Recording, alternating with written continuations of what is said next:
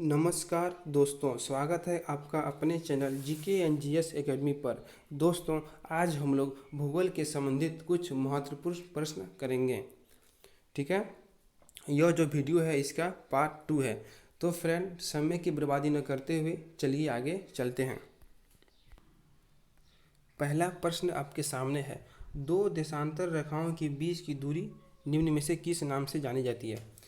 अब बताना है हमको, क्या बताना है कि दो देशांतर रेखाओं के बीच की दूरी को हम लोग मतलब क्या कहते हैं। तो इसका सही आंसर हो जाएगा गोरे। क्या होगा फ्रेंड? गोरे, यानी ऑप्शन नंबर बी होगा। ठीक है, अब हम समझते हैं कि देशांतर रेखा होता क्या है। ठीक है, देखिए सबसे पहले हम एक पृथ्वी बनाते हैं। ये मान लें एक पृथ्वी है। ठीक है, अब हम लोग जानते हैं कि पृथ्वी के बीच के भाग को क्या कहते हैं? भूमध्य रेखा या विषुवत वृत्त। ठीक है, इसके उत्तरी को क्या कहा जाता है? उत्तर को बोला जाता है उत्तरी ध्रुव, और दक्षिण में क्या बोला जाता है? दक्षिणी ध्रुव। ठीक है, यहाँ तक आपको अच्छा तरह से समझ में आ गया। अब समझते हैं कि देखिए देशांतर रेखा क्या होता है। देशांतर रेखा वह रेखा होता है जो उत्तरी ध्रुव से दक्षिणी ध्रुव की ओर खींचा जाता है। उत्तरी ध्रुव से दक्षिणी ध्रुव। ठीक है, ये रेखा को क्या बोलेंगे हम लोग? देशांतर रेखा बोलेंगे। ठीक है, तो पृथ्वी में जो है कुल जो है 360 देशांतर रेखा है। ठीक है, अब यहाँ हम देख रहे हैं कि जो दोनों ध्रुव में, उत्तरी और दक्षिणी ध्रुव में क्या हो रहा है कि दोनों रेखाओं जो है जाके एक बिंदु में मिल रहा है। ठीक है, तो इसीलिए जो है यहाँ दोनों रेखाओं के बीच की दूरी क्या होगा? कम होगा। क्या होगा? कम होगा। और यहीं इसका उल्टा हम देख रहे हैं कि विषुवत वृत्त में जो है दो रेखाओं के बीच दूरी क्या है? ज़्यादा है। तो यहाँ पे क्या होगा? अधिक होगा। कहाँ पे? विषुवत वृत्त में क्या होगा? अधिक होगा। और आपको यह भी मालूम होगा कि पृथ्वी का जो है ध्रुवीय व्यास और उसका विषुवतीय व्यास क्या है? दोनों अलग अलग है। ठीक है, पृथ्वी का जो ध्रुवीय व्यास है वह कितना है? 12,714 किलोमीटर। और वहीं पृथ्वी का जो विषुवतीय व्यास है वह कितना है? 12,756 किलोमीटर। ठीक है, तो बात यहाँ आपको समझ में आ गया, इसीलिए जो है अंतर होता है। अब समझते हैं अगला है क्या है, देखते हैं। अगला प्रश्न है, दो अक्षांश रेखाओं के बीच की दूरी लगभग होती है। हमको बताना है कि दो अक्षांश रेखाओं के बीच का दूरी कितना होता है। अब देखिए, दो अक्षांश रेखाओं का जो बीच का दूरी होता है 111 किलोमीटर। कितना होता है? 111 किलोमीटर होता है। ठीक है, अब देखिए अब समझते हैं कि अक्षांश रेखा क्या होता है।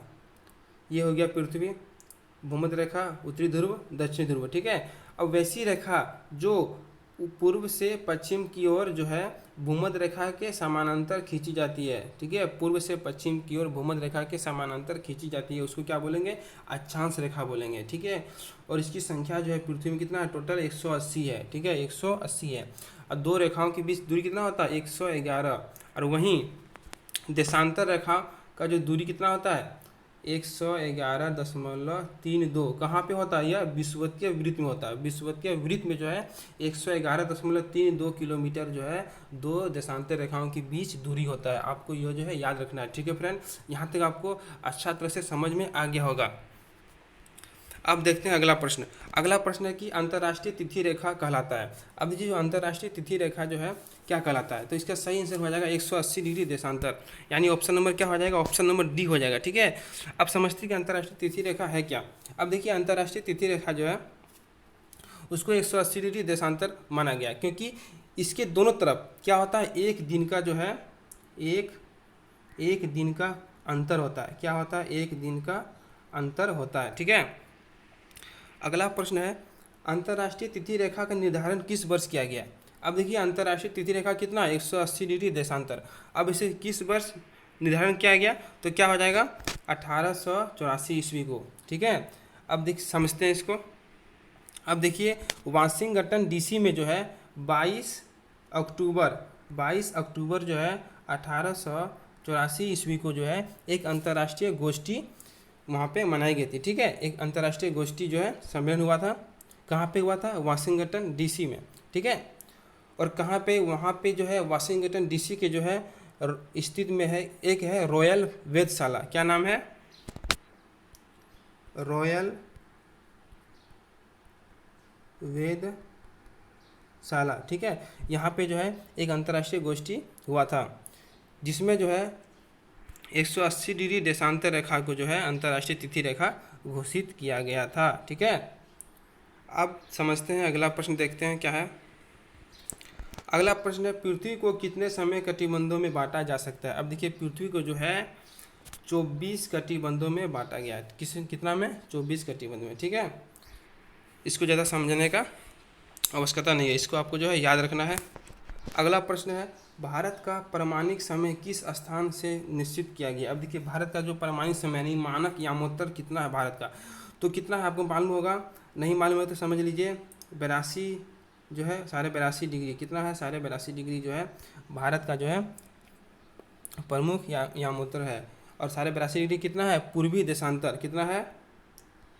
पूर्वी देशांतर। ठीक है, और यह जो है कहाँ से, मतलब किस स्थान में है, तो क्या इसका सही आंसर हो जाएगा? इसका आंसर हो जाएगा इलाहाबाद। इलाहाबाद में एक जगह है कि उसका नाम है मिर्ज़ापुर। क्या नाम है? मिर्ज़ापुर। मिर्ज़ापुर में जो है यह स्थान से निश्चित किया गया है। ठीक है, जो कितना है? 82.5 डिग्री पूर्वी देशांतर। ठीक है, और यह जो है ग्रीनविच मीन टाइम यानी GMT से जो है कितना आगे है? 5.5 घंटा जो है यह GMT से आगे है, यानी ग्रीनविच मीन टाइम से आगे है। ठीक है, अगला है, पृथ्वी 1 घंटे में कितना देशांतर घूम लेती है। अब देखिए, इसका सही आंसर हो जाएगा 15 डिग्री। कितना होगा? 15 डिग्री। अब देखिए कैसे होता है। पृथ्वी को जो है एक देशांतर, देशांतर किसको बोलेंगे? जो उत्तरी ध्रुव को दक्षिण ध्रुव को मिलाए, तो एक देशांतर से दूसरा देशांतर जाने में लगता है 4 मिनट। कितना लगता है? 4 मिनट। ठीक है, अब देखिए, जो 1 घंटा में कितना समय होता है? Second, minute. 1 घंटा में 60 मिनट होता है, तो यदि हम लोग 4 से इसको भगा देंगे तो कितना होगा?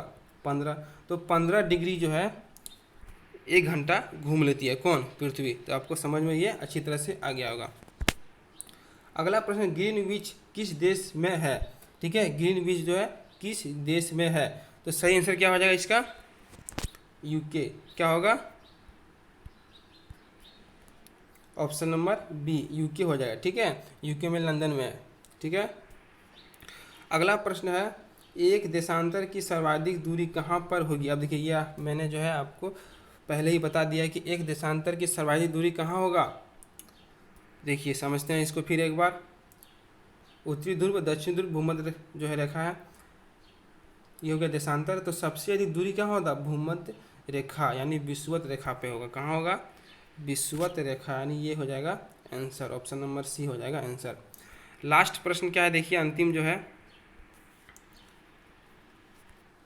अंतरराष्ट्रीय तिथि रेखा 180 डिग्री देशांतर से कितनी बार विचलित होती है। ठीक है, इसका जो आंसर है आप लोग को नीचे कमेंट बॉक्स में बताना है। तो आप लोग इसका आंसर जो है क्वेश्चन नंबर जो 10 का आंसर जरूर दें, और वीडियो को ज़्यादा से ज़्यादा लाइक करें, शेयर करें, और इस चैनल को सब्सक्राइब करना ना भूलें। यदि आप इसका नोट्स चाहते हैं तो नीचे डिस्क्रिप्शन में लिंक दिया हुआ है, आप वहां जाके हमारे टेलीग्राम चैनल को सब्सक्राइब करें। वहां आपको सारी नोट्स यहाँ हमारी तरफ से प्रोवाइड की जा रही है। ठीक है, तो आज के लिए इतना ही। अब मिलेंगे अगले वीडियो में कुछ नया जानकारी के साथ। तब तक के लिए बाय, थैंक यू।